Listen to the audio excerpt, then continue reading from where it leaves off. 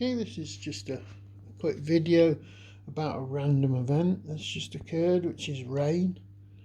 Rain can be seen in section 12 of the rules, and it's quite a big set of stuff. Now I threw for rain is current +1. So that means the first thing you do is place a rain marker on your current turn and another rain marker on your +1, which is what the current +1 means. So it's going to rain for 2 turns at this particular moment. Next thing you need to do, next thing I've done is I've put a huge rain marker on the map so I don't forget, because I tend to forget things like this always. Next thing you have to look at rain. Rain has a lot of effects on terrain. For example, not all of them, but a lot of them, let's say like rolling terrain here, is 3 to enter normally, 4 to enter in rainy turns. The most important one is the road one, that it actually costs 2 to enter during the rain. There's lots of terrain effects you need to think about. It affects zones of control, which I haven't really discussed. The zones of control normally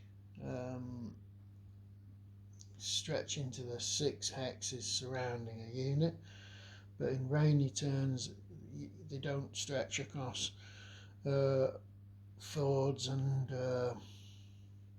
destroyed bridges, whereas they would do normally. Quite a few.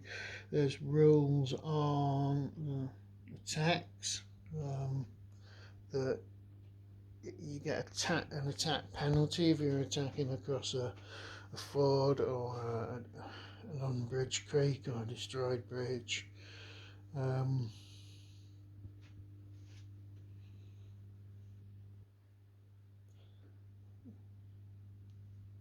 Other things, during a rainy turn you can only cross rivers via bridges. That's rivers and creeks by bridges, you can't cross them by fords. Rainy turns you can't repair or build bridges. Another really important thing to remember about rain is its effect on rivers.